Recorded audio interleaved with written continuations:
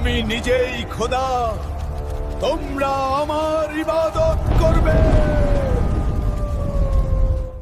3000 বছর ধরে পৃথিবীর অন্যতম শক্তিশালী ছিল এমন এক সাম্রাজ্য যার রাজা নিজেকে ঈশ্বর বলে দাবি করত। এই সেই সভ্যতা যার মমি, যার পিরামিড, যার রহস্যময় কাহিনীগুলো আজও মানুষকে হয়রান করে রেখে দেয়। কিন্তু এত শক্তিশালী সাম্রাজ্যের উদ্ভব কিভাবে হলো, আর পরে কিভাবে তার পতন ঘটেছিল, এটাই আমাদের আজকের ভিডিওর প্রধান বিষয়, অর্থাৎ এনসিয়েন্ট ইজিপ্ট বা প্রাচীন মিশরের ইতিহাস।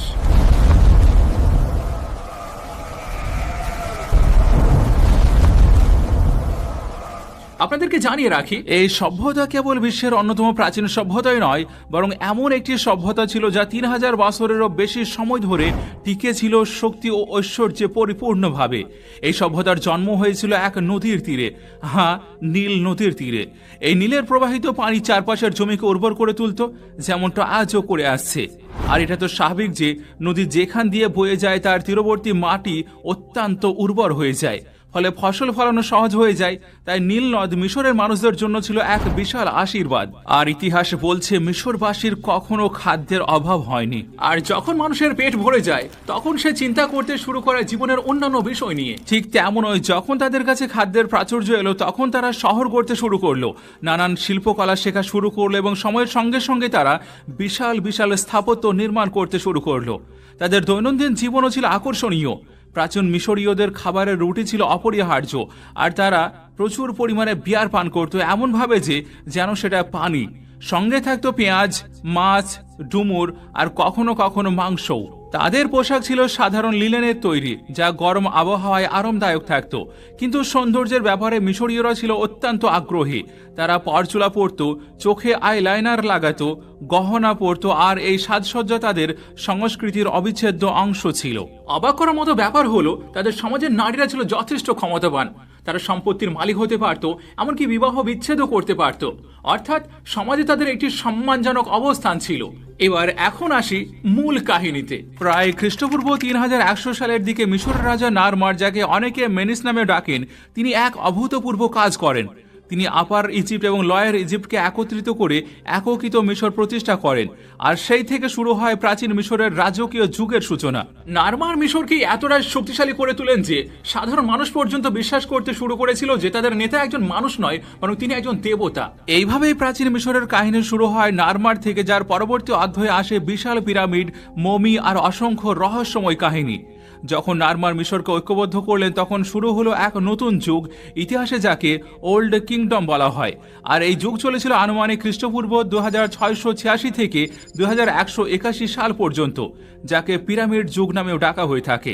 কারণ এই সময়ে বিশাল বিশাল পিরামিডগুলোর নির্মাণও শুরু হয়, যার মধ্যে সবচেয়ে বিখ্যাত ছিল গিজার পিরামিড, যা তৈরি করেছিলেন ফারাও খুফু। এই পিরামিডগুলোকে আশ্চর্য করে তোলে এই চিন্তাটাই যে আধুনিক যন্ত্রপাতি, ক্যালকুলেটর বা ক্রেন ছাড়া প্রায় 4500 বছর আগে এত নিখুঁত স্থাপত্য কিভাবে সম্ভব ছিল। প্রতিটি পাথরের ওজন প্রায় 1 টন, কিন্তু তবুও তারা একে অপরের উপর পাথর বসিয়ে এমন নিখুঁত আকার তৈরি করতে পেরেছিল। এটা কেবল স্থাপত্য শৈলীর কৃতিত্ব নয়, বরং বিজ্ঞান ও গণিতেরও এক অসাধারণ নিদর্শন। মজার ব্যাপার হলো, বছরে 365 দিনের হিসাবও প্রথম প্রাচীন মিশরীয়দের থেকেই জানা যায়। তারা এমন একটি ক্যালেন্ডার তৈরি করেছিল যাতে নীল নদের বন্যা কখন হবে তা আগে থেকে অনুমান করা যায়। এছাড়াও আধুনিক যন্ত্র ছাড়াই পিরামিড নির্মাণের জন্য নিখুঁত কোণ ও মাপ নির্ধারণ করা, এটাও ছিল এক বিশাল কৃতিত্ব। চিকিৎসা শাস্ত্রেও তারা ছিল অত্যন্ত উন্নত। তারা হার্বাল ওষুধ ব্যবহার করত, অস্ত্রোপচার করত, এমনকি দাঁতের চিকিৎসাও করত।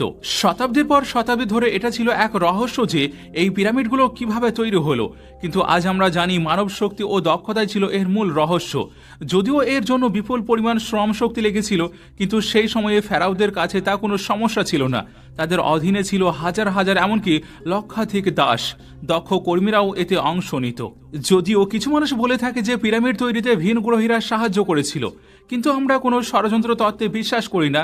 আমরা শুধুমাত্র ইতিহাসের প্রমাণে বিশ্বাস রাখি। এই যুগের ফেরাওরা এতটাই শক্তিশালী ছিল যে মানুষ তাদের দেবতাদের অবতার মনে করত। ধর্ম ও রাজনীতি উভয়ই ছিল তাদের নিয়ন্ত্রণে। তারা জীবিত অবস্থায় যেমন বিলাসিতায় ভরপুর জীবনযাপন করত, মৃত্যুর পরও নিজেদের আরামের জন্য বিশাল পিরামিড তৈরি করত।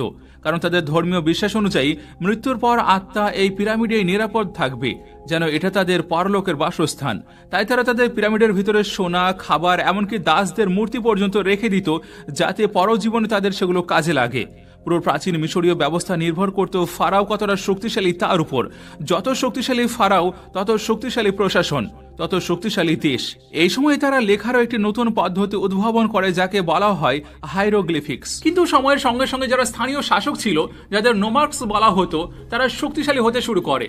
প্রথমে তারা ফেরাওদের অধীনে কাজ করত, কিন্তু ধীরে ধীরে তাদের ক্ষমতা বাড়তে থাকে, আর সেখান থেকে শুরু হয় এক নতুন রাজনৈতিক দ্বন্দ্বের অধ্যায়। কিন্তু যখন দুর্বল ফেরাওরা ক্ষমতায় এলো, অর্থাৎ রাজাদের শক্তি ক্রমশ কমতে শুরু করলো, তখন স্থানীয় গভর্নররা নিজেদের ছোট ছোট রাজ্য গঠন করতে লাগলো। ফলে কেন্দ্রীয় সরকারের যে ক্ষমতা ছিল সেটি ভেঙে গেল এবং ধীরে ধীরে মিশরের ঐক্য ছিন্ন ভিন্ন হয়ে পড়ল। এরপর থেকে ভিতরে শুরু হলো ক্ষমতার লড়াই, রাজনৈতিক অস্থিরতা দেখা দিল, আর এইভাবেই ওল্ড কিংডম বা প্রাচীন রাজ্য পুরোপুরি ধ্বংসের মুখে পড়ল।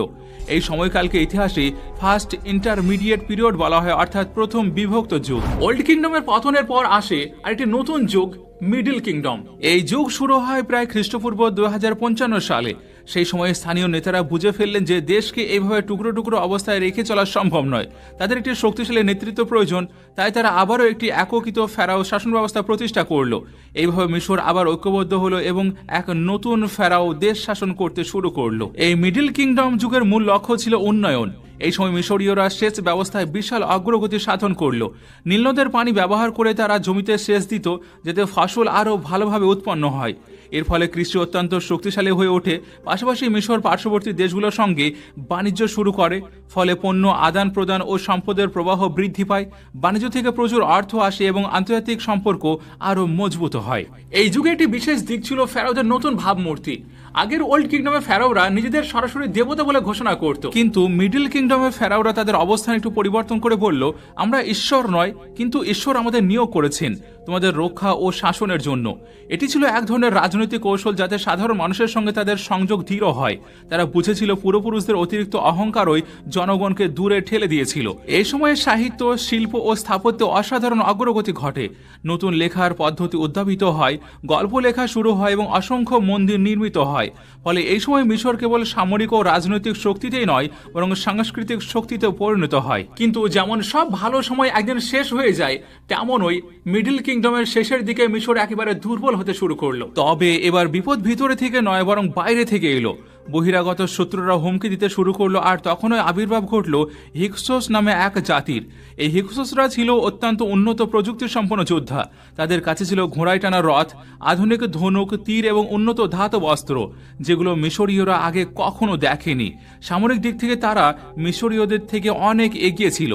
তারা যখন মিশরে আক্রমণ করলো, তখন দেশটির বহু অঞ্চল তাদের দখলে চলে যায় এবং মিশর আবার দুর্বল হয়ে পড়ে। কিন্তু এই পতন ছিল সাময়িক, কারণ অচিরেই শুরু হয় এক নতুন যুগ, মিশরের গোল্ডেন এরা, অর্থাৎ নিউ কিংডম। এই হিক্সোসদের সঙ্গে যুদ্ধের মধ্য দিয়ে মিশরীয়রা অনেক কিছু শিখে ফেলল, বিশেষ করে আধুনিক অস্ত্র তৈরি কৌশল। পরে তারা পাল্টা আক্রমণ চালিয়ে হিক্সোসদের মিশর থেকে তাড়িয়ে দিতে সফল হয়। আর নিউ কিংডম শুরু হয় প্রায় খ্রিস্টপূর্ব 1550 সালের দিকে এবং প্রায় 5 শতাব্দী ধরে স্থায়ী ছিল। আর এটাই ছিল মিশরের সর্বোচ্চ গৌরবের সময়। সামরিক শক্তি, স্থাপত্য, সংস্কৃতি, বাণিজ্য সব ক্ষেত্রে মিশর তখন শীর্ষে চলে গিয়েছিল। এই সময়কে এম্পায়ার এজ নামেও ডাকা হয়, কারণ তখন মিশর কেবল নীল নদের তীরের সীমাবদ্ধ একটি সভ্যতা ছিল না, বরং একটি বিশাল সাম্রাজ্যে পরিণত হয়ে গিয়েছিল। তারা তাদের এলাকা সম্প্রসারণ করে নুবিয়া, বর্তমান সুদান এবং লেবাল্ট, বর্তমানে সিরিয়া ও ফিলিস্তিন পর্যন্ত দখল করে নেয়। এই যুগে এক নারী ফেরাও রাজত্ব করেন, আর তার নাম ছিল হাতশেপসুত। তিনি বাণিজ্যকে এক নতুন উচ্চতায় নিয়ে যান, আফ্রিকা ও মধ্যপ্রাচ্যের সঙ্গে সম্পর্ক গড়ে তোলেন, যার ফলে মিশরের অর্থনীতি অভূতপূর্ব সমৃদ্ধি লাভ করে। এরপর আসে আর এক শক্তিশালী ফেরাও, থুটমোস তৃতীয়, যিনি সামরিক শক্তির দিক থেকে মিশরকে এক সুপার পাওয়ারে পরিণত করেন। ইতিহাসবিদরা তাকে মিশরের নেপোলিয়ন বলে অভিহিত করেছেন, কারণ তার শাসনামলে মিশরের ভূখণ্ড সর্বাধিক বিস্তৃত হয়েছিল। এরপর আসে এক অদ্ভুত ও বিতর্কিত ফেরাও আখিনাতেন।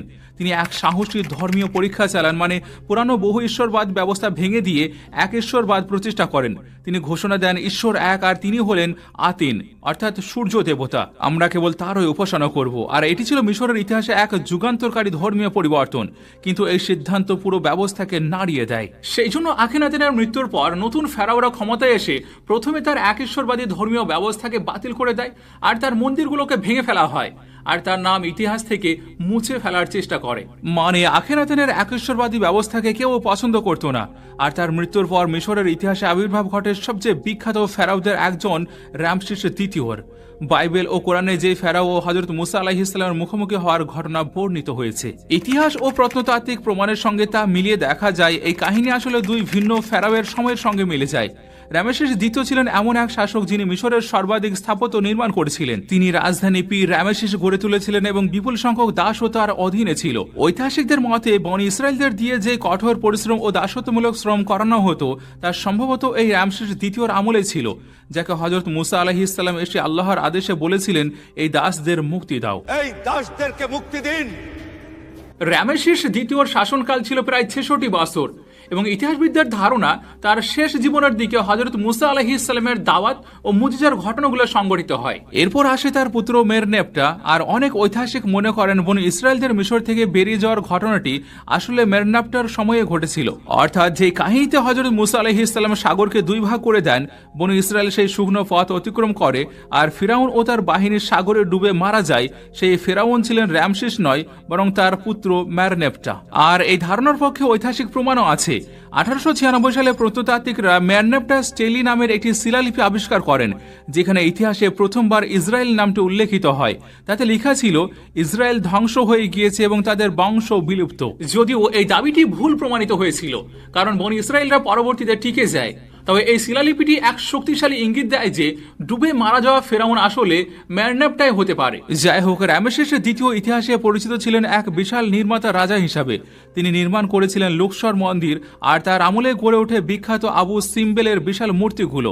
তিনি কারানাক মন্দিরের সম্প্রসারণও করেছিলেন এবং এই সময়ে মিশর সামরিক শক্তি চূড়ান্ত পর্যায়ে পৌঁছে গিয়েছিল। কিন্তু তখন মিশরের প্রতিদ্বন্দ্বী ছিল আরেক শক্তিশালী প্রাচীন সভ্যতা হিট্রাইটস, যা আজকের তুরস্কের আনাতোলিয়া অঞ্চলে বিশাল সাম্রাজ্য প্রতিষ্ঠা করেছিল। আপনাদেরকে জানিয়ে রাখি যে হিট্রাইটস এবং মিশরীয়দের মধ্যে প্রায়শই যুদ্ধ হতো, বিশেষত বাণিজ্য পথের নিয়ন্ত্রণ নিয়ে।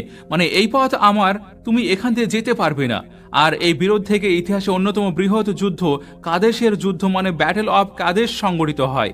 এই যুদ্ধটি মানব ইতিহাসে প্রথম নথিভুক্ত যুদ্ধ, যা শেষ হয়েছিল একটি শান্তি চুক্তি দিয়ে, অর্থাৎ বিশ্বের প্রথম শান্তি চুক্তি এই সময়ে সম্পাদিত হয়েছিল।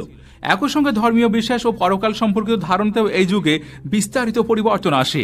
মিশরীয়রা বিশ্বাস করত মৃত্যুর পরও জীবন রয়েছে, একটি আফটার লাইফ।